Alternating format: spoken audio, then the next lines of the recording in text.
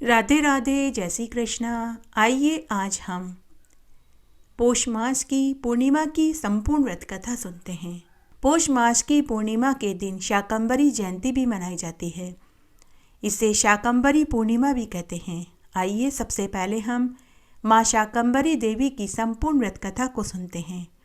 पौष मास की पूर्णिमा के दिन सत्यनारायण भगवान की व्रत कथा को सुनने के साथ इस कथा को सुनने का बहुत पुण्यफल मिलता है।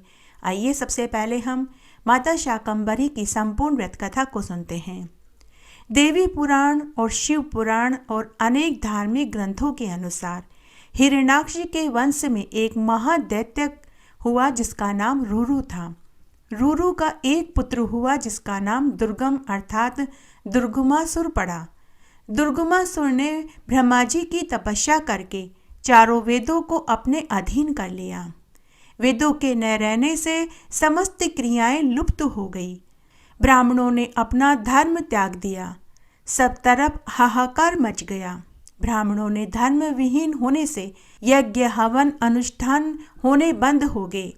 देवताओं की शक्ति क्षीण होने लगी, जिसके कारण भयंकर अकाल पड़ गया। चारों तरफ जल सूख गया। जल न मिलने के कारण वनस्पति भी सूख गई। अतः भूख और प्यास से समस्त जीव मरने लगे। उसके बाद दुर्गमासुर की देवताओं से भयंकर लड़ाई हुई, जिसमें देवताओं की हार हो गई। दुर्गमासुर के अत्याचारों से पीड़ित देवतागण शिवालिक पर्वतमालाओं में जाकर छुप गए तथा माँ जगदम्बा का ध्यान, जप, पूजन और स्तुति करने लगे। देवताओं द्वारा जगदम्बा की स्तुति करने पर महामाया माता पार्वती, जो महेशानी, भुवनेश्वरी आदि नामों से जानी जाती है, आयोनिजा रूप लेकर उसी स्थान पर प्रकट हुई। समस्त सृष्टि की दुर्दशा देखकर माता जगदम्बा का हृदय पसीज गया। उनकी आंखों से आंसुओं की धारा बहने लगी। माँ के शरीर पर 100 नेत्र प्रकट हुए। शतनैना देवी की कृपा से संसार में जल ही जल हो गया। सभी तालाब, कुएं, बावड़ी, नदी जल से भरपूर हो गए। देवताओं ने उस समय माँ को शताक्षी नाम दिया। शताक्षी देवी ने एक दिव्य सौम्य रूप धारण कर रखा था। चतुर्भुजी माँ कमलासन पर विराजमान थी। अपने हाथों में कमल, बाण, शाक, फल और एक तेजस्वी धनुष धारण किए हुए थी। भगवती परमेश्वरी ने अपने शरीर से अनेक शाक प्रकट किए, जिनको खाकर संसार की क्षुधा शांत होने लगी। माता ने पहाड़ पर दृष्टि डाली तो सर्वप्रथम सराल नामक कंदमूल की उत्पत्ति हुई। इसी दिव्य रूप में माँ शाकंभरी देवी के नाम से पूजी जाने लगी। उसके बाद दुर्गमासुर को रिझाने के लिए माता ने सुंदर रूप धारण करके शिवालिक पर्वत पर आसन लगा कर के बैठ गई।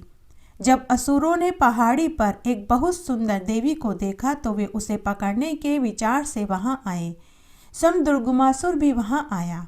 तब देवी ने पृथ्वी और स्वर्ग के बाहर एक बड़ा घेरा बना दिया और स्वयं उसके भीतर जाकर खड़ी हो गई और दुर्गमासुर के साथ देवी का घोर युद्ध हुआ। अंत में दुर्गमासुर मारा गया। इसी स्थल पर माँ जगदम्बा ने दुर्गमासुर तथा अन्य दैत्यों का संहार किया तथा उनके एक भक्त भूरे देव को अमरत्व का वरदान दिया। माँ की असीम अनुकंपा से वर्तमान में भी सर्वप्रथम भूरे देव के दर्शन होते हैं। उसके बाद पथरीले रास्ते से गुजरते हुए माँ शाकंभरी देवी के दर्शन करते हैं। जिस स्थान पर माता ने दुर्गमासुर नामक राक्षस का वध किया था, वहाँ अब अनेक खेत ही खेत हैं, जिन्हें वीर खेत के नाम से जाना जाता है। जहाँ पर माता सुंदर रूप बनाकर पहाड़ी की शिखा पर बैठ गई थी, वहाँ पर माँ शाकंभरी देवी का मंदिर है। जिस स्थान पर माँ ने भूरादेव को अमरत्व का वरदान दिया था, वहाँ पर बाबा भूरादेव का मंदिर है। प्राकृतिक सौंदर्य व हरी भरी घाटी से परिपूर्ण यह क्षेत्र उपासक का मन मोह लेता है। देवी पुराण के अनुसार माता को अनेक नामों से जाना जाता है, जिनमें शताक्षी, शाकंभरी, दुर्गा देवी अनेक नाम हैं। जय हो माता शाकंभरी देवी की जय। जय हो श्री सत्यनारायण भगवान की जय। जय हो महादेव पार्वती जी की जय। आइए आज हम पूर्णिमा की व्रत कथाएं सुनेंगे। अगर आप पूर्णिमा का व्रत करते हैं तो साथ में आपको व्रत की कथा भी सुननी चाहिए, तभी व्रत का संपूर्ण फल मिलता है। एक बार एक नगर में एक साहूकार दंपति थे। उनकी शादी को अनेक बरस हो गए, लेकिन उन्हें औलाद सुख की प्राप्ति नहीं हुई। साहूकार के घर में धन दौलत की कोई कमी नहीं थी। एक दिन साहूकार सुबह सुबह जा रहा था तो सामने से उसे एक किसान अपने खेत में जाने के लिए आता हुआ दिखाई दिया। उसने जैसे ही साहूकार को सामने से आता देखा तो वह झट से मुड़ गया और बोला कि आज तो मेरा दिन ही खराब जाएगा। आज मैंने इस साहूकार का मुंह देख लिया। जब साहूकार ने सुना तो उसे बहुत दुख हुआ। वह वापस उसी क्षण घर लौट आया। घर आया तो साहूकारनी उदास बैठी थी। साहूकार ने साहूकारनी से उसकी उदासी का कारण पूछा तो साहूकारनी अपने पति से बोली कि हे स्वामी, अभी अभी हमारे आंगन में चिड़ियाओं का एक झुंड आया तो मैंने उन्हें दाना डाला तो वे चिड़ियाएं बिना दाना चुगे ही यह कहकर उड़ गई कि अरे इस घर में तो बच्चे ही नहीं हैं, दाना कहाँ से मिलेगा। यह सुनकर साहूकार ने अपनी पत्नी को किसान वाली बात बताई। दोनों साहूकार दंपति उदास मन से बैठ गए कि तभी उनकी मुंहबोली बहन आई। मुंहबोली बहन ने जब अपने भाई भाभी को उदास देखा तो उनसे उनकी उदासी का कारण पूछा। साहूकार दंपति ने अपनी मुंहबोली बहन को पूरी बात बताई तो मुंहबोली बहन बोली कि तुम दोनों हर पूर्णिमा का व्रत करो, भगवान सत्यनारायण और महादेव पार्वती जी का पूजन करो, भगवान महादेव के मंदिर में चारों प्रहर की पूजा करो, तुम्हें औलाद सुख जरूर मिलेगा। उसी दिन से साहूकार दंपति ने महादेव जी की पूजा करनी शुरू कर दी और हर पूर्णिमा का व्रत करने लगे। इस तरह 3 साल बीत गए। तब एक दिन साहूकार दंपति की निस्वार्थ भक्ति को देखकर माता पार्वती जी महादेव जी से बोली कि हे प्रभु, मृत्यु लोक में यह साहूकार दंपति आपके अनन्य भक्त हैं, आपकी हमेशा पूजा करते हैं और हर पूर्णिमा का व्रत करते हैं, आपको इनकी इच्छा पूरी करनी चाहिए। तो महादेव जी बोले कि हे गोरा, ये दोनों पति पत्नी पुत्र के लिए मेरी पूजा करते हैं और पूर्णिमा का व्रत करते हैं, लेकिन विधाता ने इनके भाग्य में औलाद का सुख ही नहीं लिखा, तो फिर मैं किस तरह इन्हें औलाद सुख दे सकता हूँ। तो माता पार्वती बोली कि हे प्रभु, क्या आपकी कृपा ही आपके भक्तों के लिए काफ़ी नहीं? आप अपनी कृपा से इन्हें एक औलाद का सुख दे दीजिए। तब पार्वती जी के हट के आगे महादेव जी को झुकना ही पड़ा। तब एक बार महादेव जी ने एक रात्रि को स्वप्न में साहूकार को दर्शन देकर कहा कि हे पुत्र, मैं तेरी पूजा और व्रत से खुश हुआ। मैं तुझे एक पुत्र का वरदान देता हूँ, परंतु तुम्हारा पुत्र 16 साल तक ही जीवित रहेगा। उसके बाद उसकी मृत्यु हो जाएगी, क्योंकि विधाता ने तेरे और तेरी पत्नी के भाग्य में पुत्र सुख ही नहीं लिखा। इससे ज़्यादा मैं और कुछ नहीं कर सकता। ऐसा कहकर भगवान महादेव अंतर्ध्यान हो गए।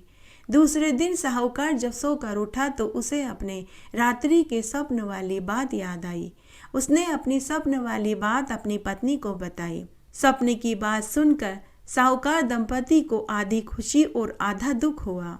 उसके 3 महीने के बाद साहूकारनी को गर्भ ठहर गया और 9वें महीने में एक पुत्र पैदा हुआ। दोनों साहूकार दंपति ने अपने पुत्र का नाम भोला शंकर रखा, क्योंकि उन्हें पुत्र भगवान शंकर के आशीर्वाद से ही प्राप्त हुआ था।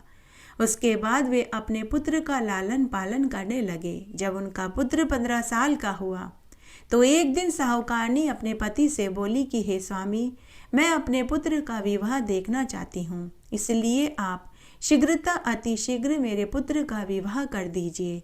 तो साहूकार बोला कि भगवान, मैं अपने पुत्र को काशी विश्वनाथ भगवान के मंदिरों के दर्शन को भेजना चाहता हूँ।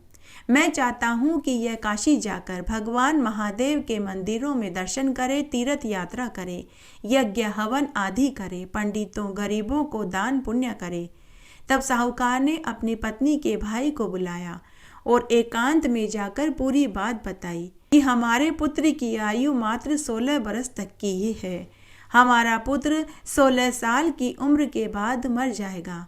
तो हम चाहते हैं कि तुम इसे काशी की यात्रा कराओ।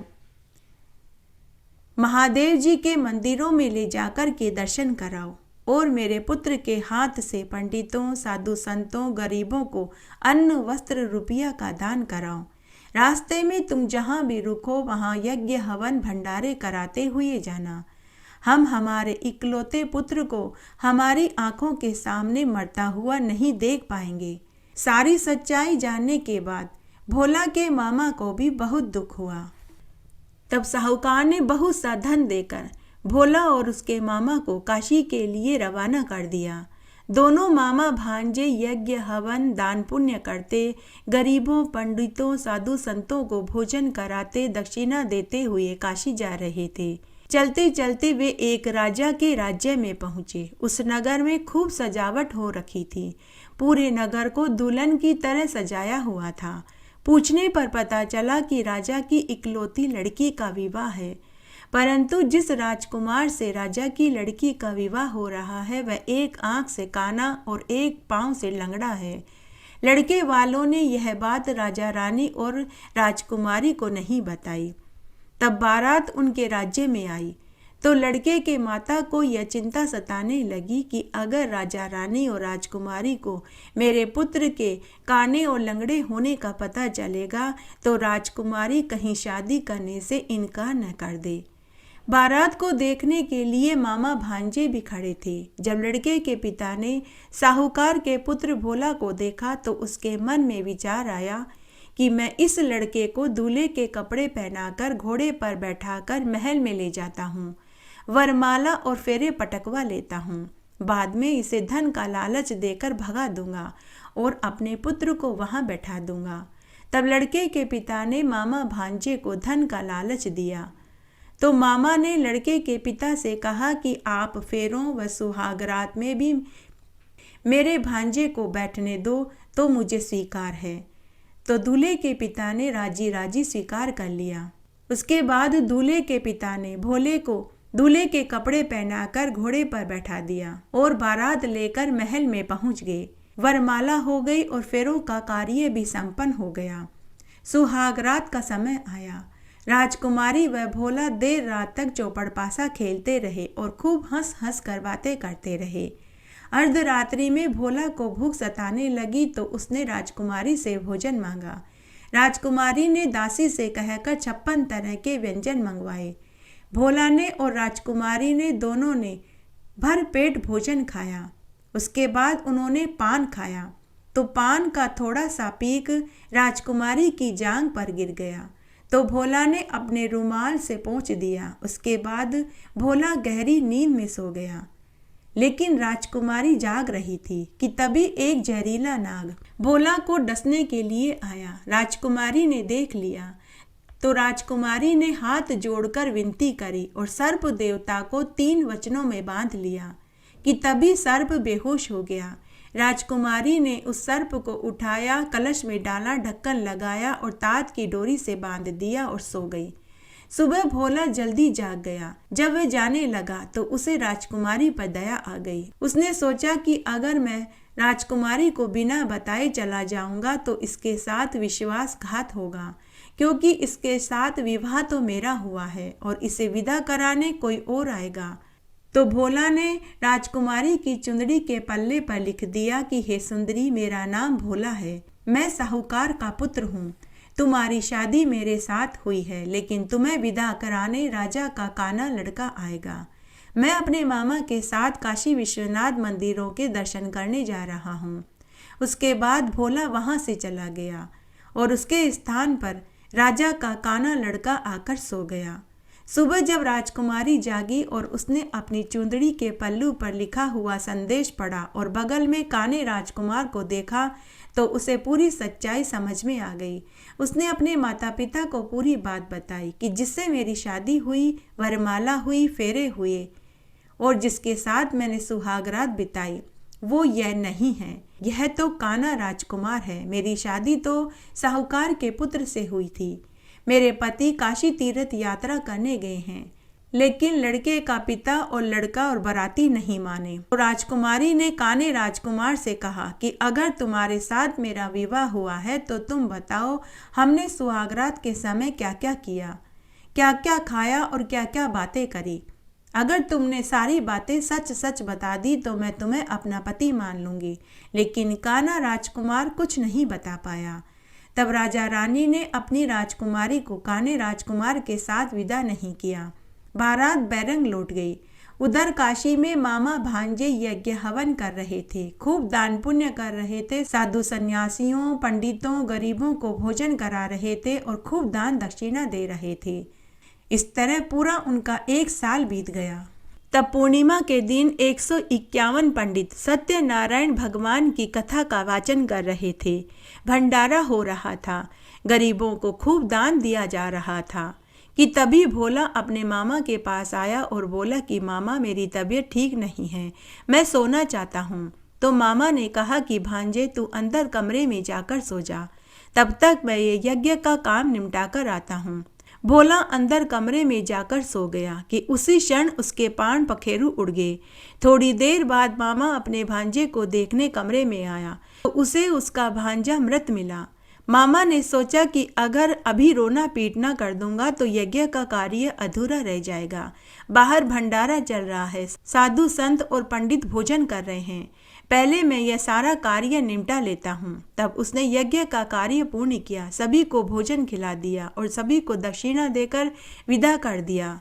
जब सब चले गए तो उसके बाद मामा जोर जोर से रोने लगा। संयोगवश माता पार्वती और महादेव जी आकाश मार्ग से भ्रमण करते हुए जा रहे थे। जब उन्होंने किसी के रोने की आवाज़ सुनी तो माता पार्वती जी ने महादेव जी से कहा कि हे प्रभु, कोई दुखीहारा रो रहा है, उसके दुख को आप दूर कर दो।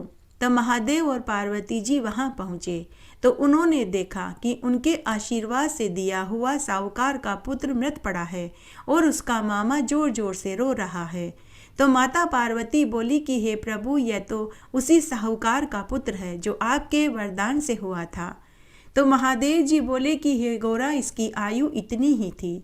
लेकिन पार्वती जी ने अपने मनोबल से पता लगा लिया कि साल भर पहले इसकी शादी हो चुकी है।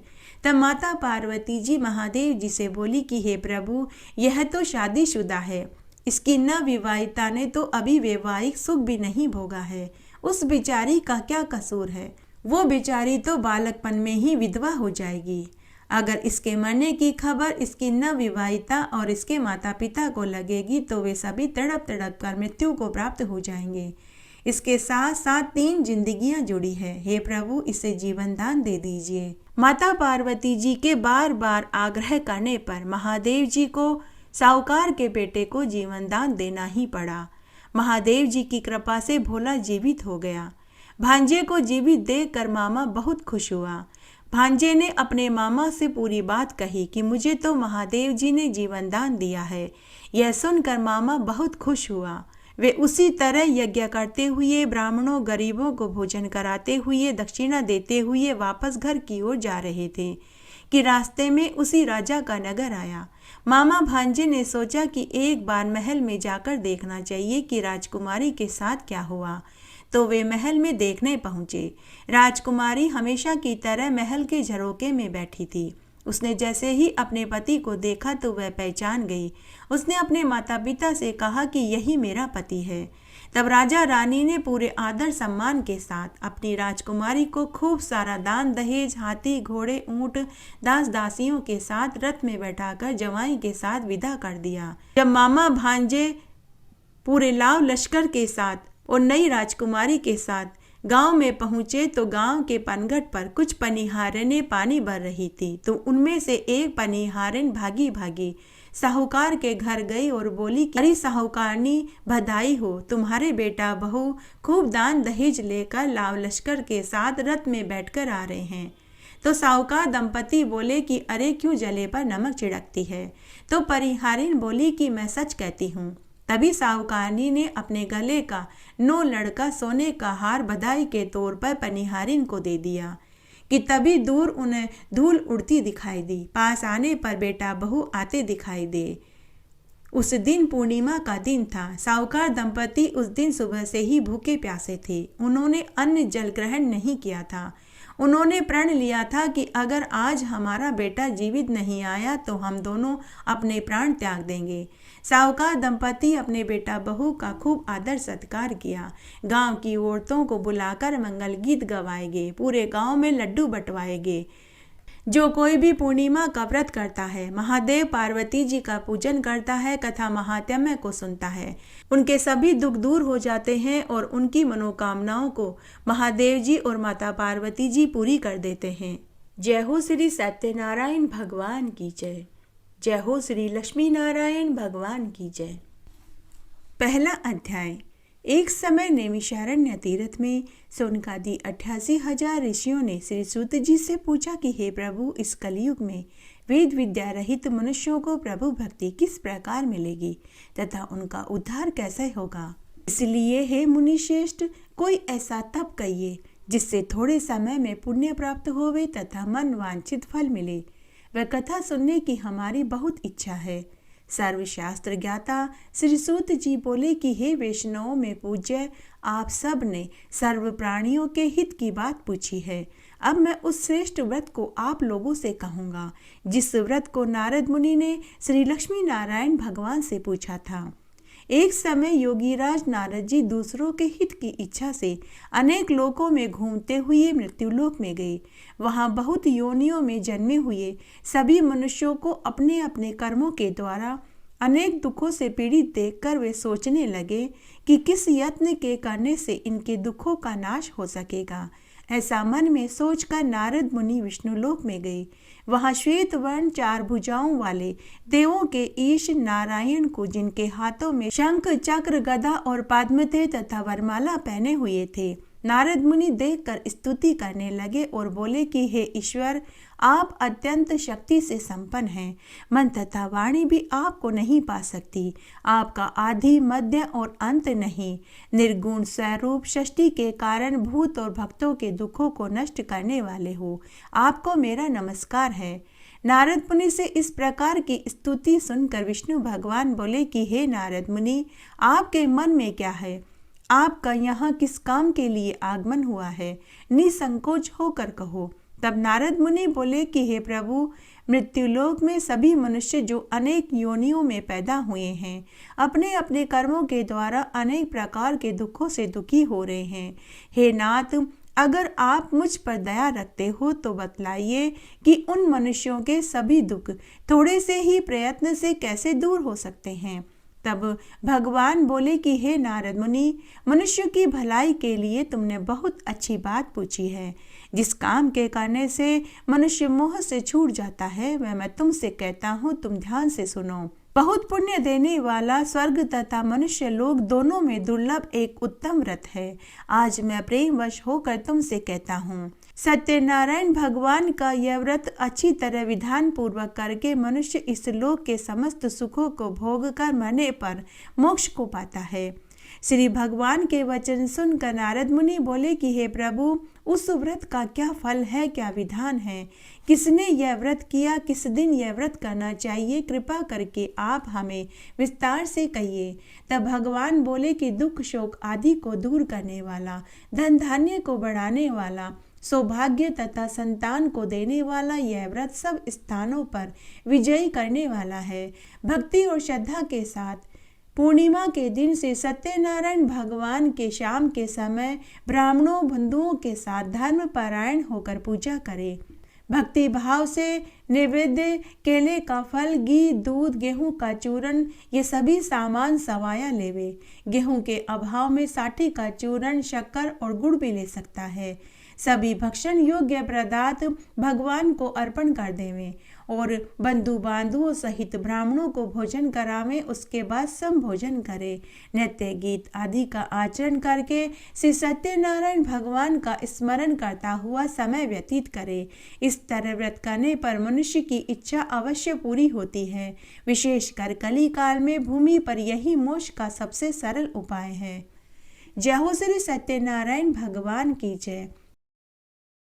सूत जी बोले कि हे ऋषि मुनियों, जिसने पहले समय में इस व्रत को किया, मैं उसका सारा वृतांत कहता हूँ, तुम ध्यान से सुनो। सुंदर काशीपुरी नगरी में एक अति निर्धन ब्राह्मण रहता था। वह भूख और प्यास से बेचैन हुआ नित्य ही पृथ्वी पर घूमा करता था। ब्राह्मणों से प्रेम करने वाले भगवान ने ब्राह्मण को दुखी देखकर बूढ़े ब्राह्मण का रूप धारण करके उसके पास गए और आदर के साथ पूछने लगे कि हे विप्र, नित्य दुखी हुआ पृथ्वी पर क्यों घूमता है? हे श्रेष्ठ ब्राह्मण, यह सब मुझसे कहो, मैं सुनना चाहता हूँ। तब वह ब्राह्मण बोला कि हे भगवान, यदि आप इसका उपाय जानते हो तो कृपा करके कहो।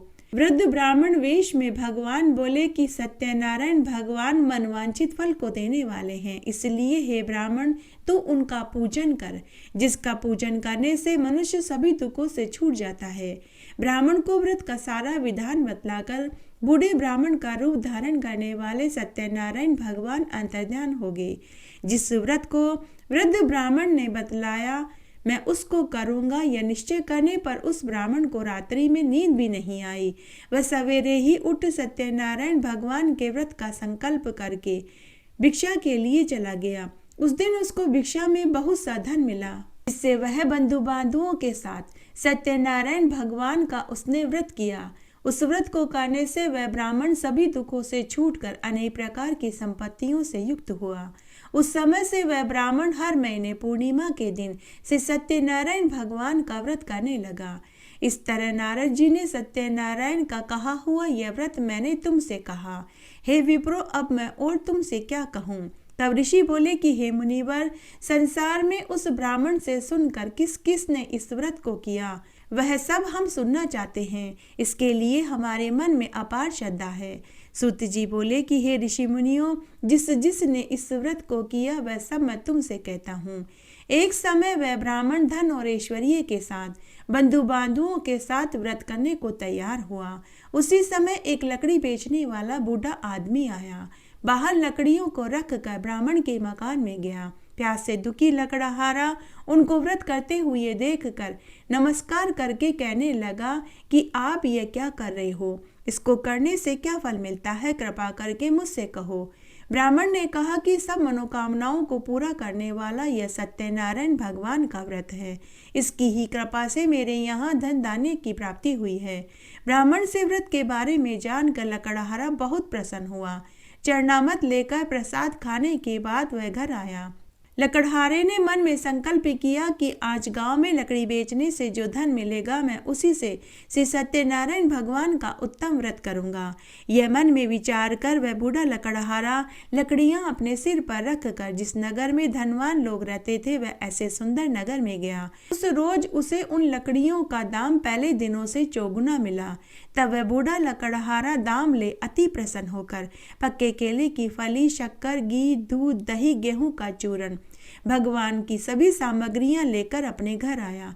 फिर उसने अपने बंधु बांधुओं को बुलाकर भगवान का पूजन किया, व्रत किया और आरती करी। उस व्रत के प्रभाव से वह बूढ़ा लकड़हारा धन धान्य पुत्र से युक्त हो इस संसार के समस्त सुखों को भोग कर मरने के बाद बैकुंठ को प्राप्त हुआ।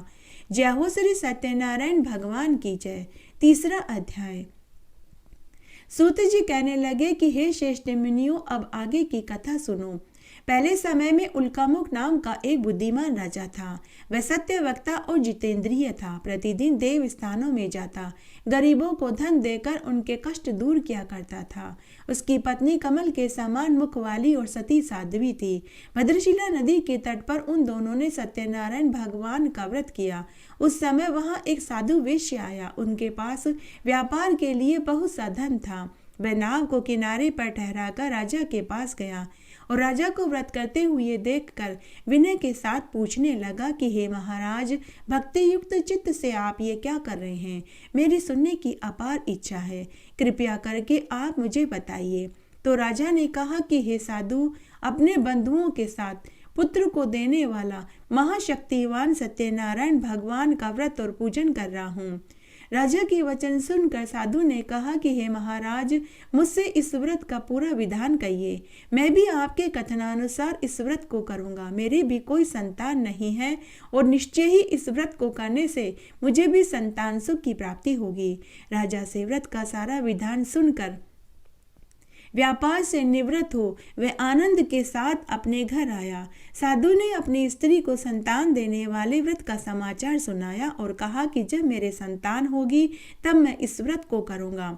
एक दिन उसकी स्त्री लीलावती पति के साथ आनंदित हो सांसारिक धर्म में प्रवृत्त होकर सत्यनारायण भगवान की कृपा से गर्भवती हो गई। 10वें महीने में उसने एक सुंदर कन्या को जन्म दिया। दिनों दिन वह कन्या इस तरह बढ़ने लगी जैसे शुक्ल पक्ष का चंद्रमा बढ़ता है।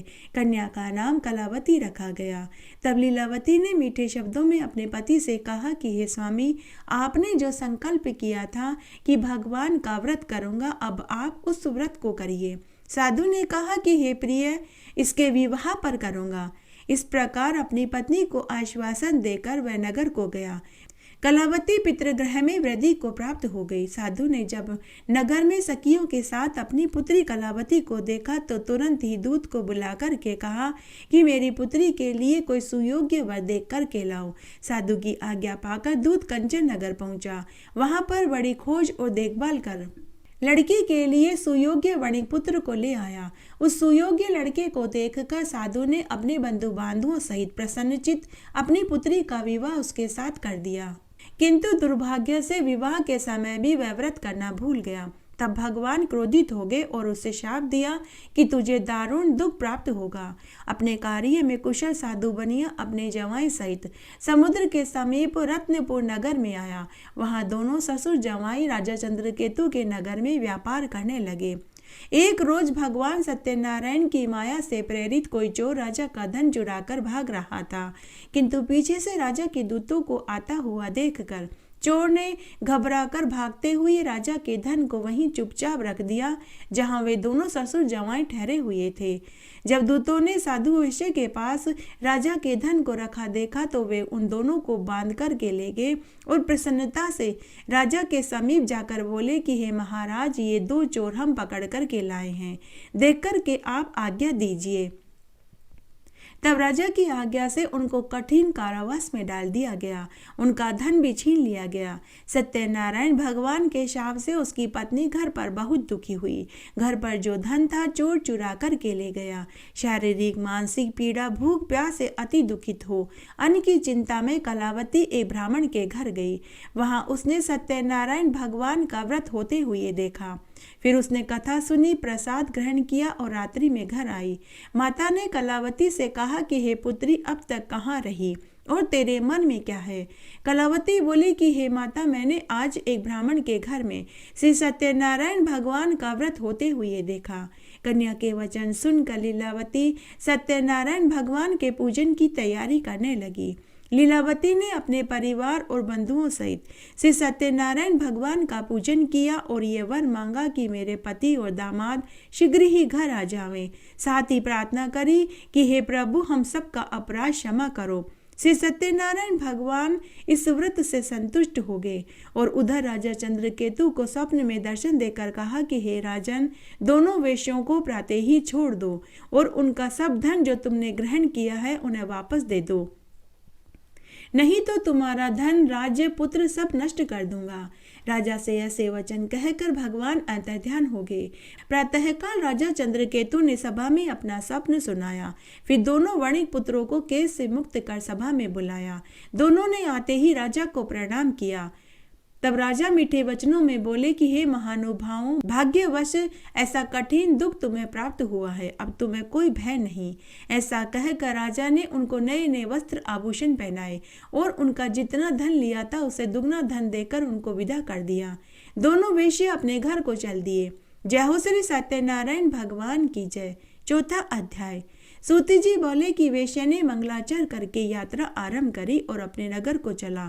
थोड़ी दूर निकलने पर दंडी वेशधारी सत्यनारायण भगवान ने उनसे पूछा कि हे साधु, तेरी नाव में क्या है? अभिमानिक वणिक हंसता हुआ बोला कि हे दंडी, आप ऐसा क्यों पूछते हैं? क्या धन लेने की इच्छा है? मेरी नाव में तो बेलपत्ते भरे पड़े हैं। वेश्या का कठोर वचन सुनकर भगवान ने कहा कि तुम्हारा वचन सत्य हो। दंडी ऐसा कहकर वहां से कुछ दूरी पर जाकर समुद्र के किनारे बैठ गए। दंडी के जाने के बाद वेश्या ने नित्य क्रिया करने के बाद नाव को ऊंची उठी देखकर अचंबा किया और नाव में बैल पत्ते देखकर मूर्छित होकर जमीन पर गिर पड़ा। थोड़ी देर बाद जब मूर्छा खुली तो वह शोक करने लगा। तब उसका दामाद बोला कि पिताजी आप शोक न करें, यह दंडी का श्राप है, अतः हमें उनकी शरण में चलना चाहिए, तभी हमारी मनोकामना पूरी होगी। दामाद के वचन सुनकर वह दंडी के पास पहुंचा और अत्यंत भक्ति भाव से नमस्कार करके बोला कि मैंने आपसे जो असत्य वचन कहे उसके लिए आप मुझे क्षमा करें। ऐसा कहकर वह रोने लगा। तब दंडी भगवान बोले कि हे वणिकपुत्र, मेरी आज्ञा से बार बार तुझे दुख प्राप्त हुआ है, तू मेरी पूजा और व्रत से विमुख हुआ है। साधु बोला कि हे ईश्वर, आपकी माया से मोहित ब्रह्मा आदि भी आपके रूप को नहीं जानते, तब मैं अज्ञानी कैसे जान सकता हूँ। आप प्रसन्न होइए, मैं सामर्थ्य के अनुसार आपकी पूजा करूँगा, व्रत करूँगा। आप मेरी रक्षा करो और पहले के समान मेरी नौका में धन भर दो। उसके भक्ति युक्त वचन सुनकर भगवान प्रसन्न हो गए और उसकी इच्छा अनुसार वरदान देकर अंतर्ध्यान हो गए। तब उन्होंने नाव पर आकर देखा तो नाव धन से परिपूर्ण थी। फिर भगवान सत्यनारायण का पूजन कर साथियों सहित अपने नगर को गया। जब अपने नगर के निकट पहुंचा तब दूत को घर भेजा।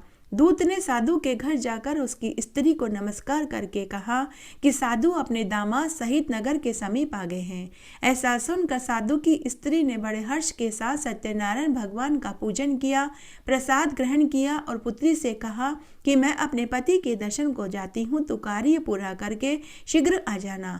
माता के वचन सुनकर कलावती प्रसाद छोड़ पति के पास गई। प्रसाद अवज्ञा के कारण सत्यदेव भगवान रुष्ट हो गए और उसके पति को नाव सहित पानी में डुबो दिया। कलावती अपने पति को न देखकर रोती हुई जमीन पर गिर पड़ी। इस तरह नौका को डूबा हुआ और कन्या को रोता देखकर साधु दुखित हो गया और हाथ जोड़कर सत्यनारायण भगवान से बोला कि हे प्रभु, मुझसे या मेरे परिवार से जो भूल हुई है उसे क्षमा करो। उसके दीनहीन वचन सुनकर सत्यदेव भगवान प्रसन्न हो गए और आकाशवाणी हुई कि हे साधु, तेरी कन्या मेरे प्रसाद को छोड़ कर आई है, इसलिए इसका पति अदृश्य हुआ है। यदि यह घर जाकर प्रसाद खाकर लौटे तो इसे इसका पति अवश्य मिलेगा। ऐसी आकाशवाणी सुनकर कलावती घर गई, प्रसाद खाकर आई। फिर उसने आकर पति के दर्शन किए। उसके बाद साधु ने बंधु बांधुओं सहित श्री सत्यदेव भगवान का विधि पूर्वक पूजन किया, कथा सुनी, आरती करी। उस दिन के बाद वह साधु अपने परिवार के साथ हर महीने पूर्णिमा का व्रत करने लगा और वह इस जीवन के समस्त सुखों को भोग कर मरने के बाद स्वर्गलोक को प्राप्त हुआ। जय हो श्री सत्यनारायण भगवान की जय। 5वां अध्याय। सूत जी बोले कि हे ऋषियों, मैं और भी कथा कहता हूँ, तुम ध्यान से सुनो। प्रजा पालन में लीन तुंगध्वज नाम का एक राजा था। उसने भी भगवान का प्रसाद त्याग कर बहुत दुख पाया। एक समय वन में जाकर वन्य पशुओं को मारकर बड़ के पेड़ के नीचे आकर के बैठा। वहां उसने ग्वालों को भक्ति भाव से बांधुओं सहित सत्यनारायण का पूजन करते हुए देखा। राजा देखकर भी अभिमानवश वहां नहीं गया और नहीं नमस्कार किया। जब ग्वालों ने भगवान का प्रसाद राजा के सामने रखा तो राजा ने प्रसाद को त्याग दिया और अपनी सुंदर नगरी में चला गया। वहां उसने अपना सब कुछ नष्ट पाया तो राजा जान गया कि यह सब कुछ भगवान ने किया है। तब वह विश्वास कर ग्वालों के समीप आया। विधि विधान से श्री सत्यनारायण भगवान की कथा सुनी, पूजन किया और प्रसाद ग्रहण किया तो सत्यदेव भगवान की कृपा से सब पहले जैसा हो गया और दीर्घ काल तक सुख भोग का मरने के बाद स्वर्ग को प्राप्त हुआ। जो मनुष्य इस परम दुर्लभ व्रत को करेगा, भगवान सत्यदेव की कृपा से उसे धन धान्य की प्राप्ति होगी, निर्धन धनी हो जाएगा, बंदी बंधन से मुक्त हो जाएगा और निर्भय हो जाएगा। संतानहीनों को संतान प्राप्त होगी। सब मनोरथ पूर्ण होकर अंत में वैकुंठ धाम को जाता है। जिन्होंने पहले इस व्रत को किया, अब उसके दूसरे जन्म की कथा कहता हूँ, तुम ध्यान से सुनो। वृद्ध शतानन ब्राह्मण ने सुदामा का जन्म लेकर मोक्ष को पाया। उल्कामुख नाम का राजा दशरथ होकर बैकुंठ को प्राप्त हुआ। साधु नाम के वेश्य ने मोरध्वज बनकर अपने पुत्र को आरे से चीर कर मोक्ष को प्राप्त हुआ। महाराज तुम ध्वज ने स्वयंभू होकर भगवान में भक्ति युक्त हो कर्म कर मोक्ष को प्राप्त हुआ। जय हो श्री सत्यनारायण भगवान की जय। आइए अब हम आरती सुनते हैं। कथा सुनने के बाद आरती जरूर सुननी चाहिए, तभी कथा सुनने का पूरा फल मिलता है। जय लक्ष्मी रमणा स्वामी, जय लक्ष्मी रमणा, सत्यनारायण स्वामी जनपद हरणा। जय लक्ष्मी रमणा, रतन जड़ित सिंहासन, अद्भुत छवि राजे स्वामी, अद्भुत छवि राजे। नारद करत निरंतर घंटा ध्वनि बाजे, जय लक्ष्मी रमणा। प्रकट भये कलिकारण, द्विज को दर्श दियो स्वामी, द्विज को दर्श दियो। बूढ़ो ब्राह्मण बन कर कंचन महल कियो, ओम जय लक्ष्मी रमणा। दुर्बल वील कराल, जिन पर कृपा करी स्वामी, जिन पर कृपा करी। चंद्रचूड़िक राजा तिनकी विपत्ति हरी, ओम जय लक्ष्मी रमणा। वेश मनोरथ पायो, श्रद्धा तज दीनी स्वामी, श्रद्धा तज दीनी। सो फल भोग्यो प्रभु जी फिर स्तुति कीनी, ओम जय लक्ष्मी रमणा। भाव भक्ति के कारण जिन जिन रूप धरो स्वामी, जिन जिन रूप धरो। श्रद्धा धारण की नीति को काज सर्यो, ओम जय लक्ष्मी रमणा। ग्वाल बाल संग राजा वन में भक्ति करी स्वामी, वन में भक्ति करी। मन वांछित फल दीना, दीन दयाल हरि, ओम जय लक्ष्मी रमणा। चढ़त प्रसाद सवायो, कदली फल मेवा स्वामी, कदली फल मेवा। धूप दीप तुलसी से राजी सत्यदेवा, ओम जय लक्ष्मी रमणा। सत्यनारायण जी की आरती जो कोई नर गावे स्वामी, जो कोई नर गावे। कहत शिवानंद स्वामी, मन वांछित बल पावे, ओम जय लक्ष्मी रमणा। जय श्री सत्यनारायण भगवान की जय। धन्यवाद।